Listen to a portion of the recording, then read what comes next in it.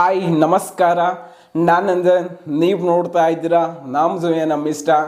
ಸ್ನೇಹಿತರೆ, ಈ ಒಂದು ವಿಡಿಯೋ ಮಾಡೋದಕ್ಕೆ ತುಂಬಾ ಖುಷಿ ಆಗ್ತಾ ಇದೆ. ಕಾರಣ ಏನು ಅಂತಂದರೆ, ನಮ್ಮ ಮೆನ್ಸ್ ಹಾಕಿ ಟೀಮ್ ಈ ಒಂದು ಒಲಿಂಪಿಕ್ಸ್ನಲ್ಲಿ ಸೆಮಿಫೈನಲ್ಗೆ ರೀಚ್ ಆಗಿದೆ. ಈ ಒಂದು ಸೆಮಿಫೈನಲ್ಗೆ ರೀಚ್ ಆಗಿದ್ದು ದೊಡ್ಡ ಸಾಧನೆ ಅನ್ನೋದಕ್ಕಿಂತ ಆ ಒಂದು ಕ್ವಾರ್ಟರ್ ಫೈನಲಲ್ಲಿ ಆ ಒಂದು ಗ್ರೇಟ್ ಬ್ರಿಟನ್ ವಿರುದ್ಧ ನಮ್ಮ ಟೀಮ್ ನೀಡಿದ ಒಂದು ಪರ್ಫಾರ್ಮೆನ್ಸ್ ಏನಿದೆಯಲ್ಲ, ನನ್ನ ಲೈಫ್ನಲ್ಲಿ ನಾನು ನೋಡಿದ್ದ ದಿ ಬೆಸ್ಟ್ ಹಾಕಿ ಮ್ಯಾಚ್ ಅಂತಲೇ ಹೇಳಬೇಕಾಗ್ತದೆ.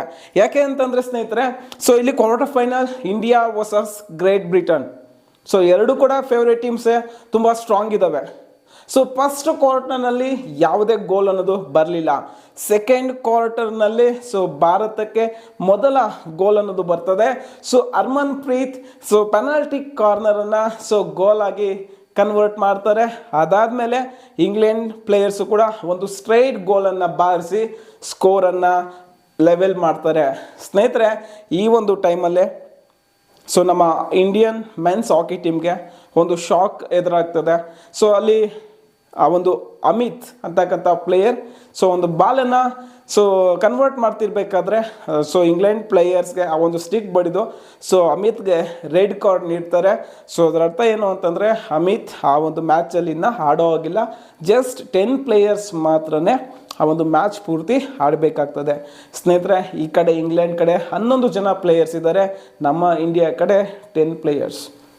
ಸೊ ಪರ್ಫಾರ್ಮೆನ್ಸ್ ಯಾವ ಥರ ಇರುತ್ತೆ ಅಂತಂದರೆ, ಒಬ್ಬ ಪ್ಲೇಯರ್ ಶಾರ್ಟ್ ಆಯಿತು ಅಂತಂದರೆ ಅದು ಸಿಕ್ಕಾಪಟ್ಟೆ ಇಂಪ್ಯಾಕ್ಟ್ ಆಗುತ್ತೆ. ಅದೇ ಥರ ಮ್ಯಾಚ್ ನೋಡ್ತಾ ಇರಬೇಕಾದ್ರೆ ಸೊ ನನಗೆ ರಿಯಲೈಸ್ ಆಯಿತು. ಸೊ ಇಂಗ್ಲೆಂಡ್ ಪ್ಲೇಯರ್ಸು ಪದೇ ಪದೇ ಪದೇ ನಮ್ಮ ಇಂಡಿಯನ್ ಗೋಲ್ ಬಾಕ್ಸ್ ಮೇಲೆ ಅಟ್ಯಾಕ್ ಮಾಡ್ತಾ ಇದ್ದಾರೆ. ಸೊ ನಮ್ಮ ಇಂಡಿಯನ್ ಡಿಫೆನ್ಸ್ ಪ್ಲೇಯರ್ಸ್ ಆಗಿರ್ಬೋದು, ಗೋಲ್ ಕೀಪರ್ ಶ್ರೀಜೇಶ್ ಆಗಿರ್ಬೋದು, ಸೊ ಅವರ ಒಂದು ಲೈಫ್ ಟೈಮ್ ಬೆಸ್ಟ್ ಪರ್ಫಾರ್ಮೆನ್ಸನ್ನು ಕೊಟ್ಟರು ಅಂತಲೇ ಹೇಳಬೇಕಾಗ್ತದೆ. ಇದಾದಮೇಲೆ ಥರ್ಡ್ ಕ್ವಾರ್ಟರಲ್ಲಿ ಸೊ ಮತ್ತೆ ಇಂಡಿಯಾಗೆ ಗ್ರೀನ್ ಕಾರ್ಡ್ ಸಿಗುತ್ತೆ. ಅಲ್ಲಿ ಸೊ 3 ಮಿನಿಟ್ಸ್ ಆ ಒಂದು ಪ್ಲೇಯರ್ ಗ್ರೌಂಡಿಂದ ಹೊರಗಡೆ ಹೋಗಬೇಕಾಗ್ತದೆ. ಸ್ನೇಹಿತರೆ, ಈ ಒಂದು ಫಸ್ಟು 4 ಕ್ವಾರ್ಟರ್ಸ್ ಕೂಡ ಇಂಗ್ಲೆಂಡ್ ಪ್ಲೇಯರ್ಸು ನಮ್ಮ ಟೀಮ್ ಒಂದು ಸೊ ಇದ್ರ ಮೇಲೆ ತುಂಬಾ ಅಟ್ಯಾಕ್ ಮಾಡ್ತಾನೆ ಹೋಗ್ತಾರೆ. ಸೊ ಅಲ್ಲಿ ಸೊ ಸ್ಟ್ರಾಂಗ್ ಆಗಿ ಡಿಫೆಂಡ್ ಮಾಡಿದ್ದು ನಮ್ಮ ಇಂಡಿಯನ್ ಪ್ಲೇಯರ್ಸ್. ಸ್ನೇಹಿತರೆ, ಸೊ ಫುಲ್ ಟೈಮ್ ಮುಗಿಬೇಕಾದ್ರೆ ಸೊ ಇಲ್ಲಿ ಸ್ಕೋರ್ 1-1 ಈಕ್ವಲ್ ಆಗುತ್ತೆ. ಸೊ ಫೈನಲ್ ಆಗಿ ಸೊ ಪೆನಾಲ್ಟಿ ಶೂಟೌಟ್ ಮೇಲೆ ಸೊ ಡಿಕ್ಲೇರ್ ಆಗುತ್ತೆ ಯಾರು ವಿನ್ ಆಗ್ತಾರೆ ಅಂತ.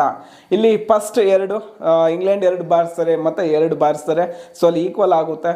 ಸೊ ಥರ್ಡ್ ಅಟೆಂಪ್ಟಲ್ಲಿ ಇಂಗ್ಲೆಂಡ್ ಪ್ಲೇಯರ್ ಆ ಒಂದು ಪೆನಾಲ್ಟಿ ಶೂಟೌಟ್ ಸಕ್ಸಸ್ ಆಗೋದಿಲ್ಲ, ಮತ್ತು ಭಾರತದ್ದು ಸಕ್ಸಸ್ ಆಗುತ್ತೆ. ಮತ್ತು 4th ಅಟೆಂಪ್ಟಲ್ಲಿ ಇಂಗ್ಲೆಂಡ್ ಸಕ್ಸಸ್ ಆಗೋದಿಲ್ಲ, ಅಗೇನ್ ಭಾರತದ್ದು ಸಕ್ಸಸ್ ಆಗುತ್ತೆ. ಸೊ ಇದರಲ್ಲಿ ಏನಪ್ಪ ಅಂತಂದರೆ, ಸೊ ನಮ್ಮ ಭಾರತ ಈ ಒಂದು ಕ್ವಾರ್ಟರ್ ಫೈನಲ್ನ 4-2 ಸೊ ಇದರಲ್ಲಿ ಮ್ಯಾಚ್ ವಿನ್ ಆಗಿ ಸೆಮೀಸ್ಗೆ ರೀಚ್ ಆಗಿದೆ. ಸ್ನೇಹಿತರೆ, ಒಂದು ವಿಷಯ ಹೇಳೋದಕ್ಕೆ ಇಷ್ಟಪಡ್ತೀನಿ.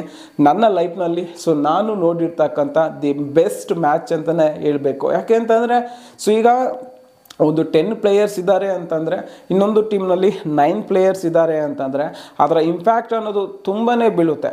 ಆ್ಯಕ್ಚುಲಿ ಅಮಿತ್ ಸೊ ಮಿಡ್ಫೀಲ್ಡರ್ ಆದರೂ ಕೂಡ ತುಂಬ ಒಳ್ಳೆ ಸ್ಕಿಲ್ಲನ್ನು ಇತ್ತು, ಹಾಗೆ ಹೆವಿ ರನ್ನಿಂಗ್ ಇತ್ತು. ಸೊ ತುಂಬ ಅಗ್ರೆಷನ್ ಆಗಿ ಆಡ್ತಾ ಇದ್ದ.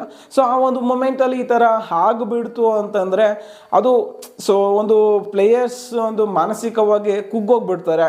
ಅಂಥ ಸಿಚುವೇಷನಲ್ಲಿ ನಮ್ಮ ಮೆನ್ಸ್ ಟೀಮ್ ನೀಡ್ತಕ್ಕಂಥ ಒಂದು ಪರ್ಫಾರ್ಮೆನ್ಸ್ ಏನಿದೆಯಲ್ಲ, ಸೊ ನನಗೆ ತುಂಬಾ ಖುಷಿ ಆಯಿತು. ಹಾಗೆ ಸೊ ಈಗ ನಮ್ಮ men's hockey team so semifinal reach ಆಗಿದೆ.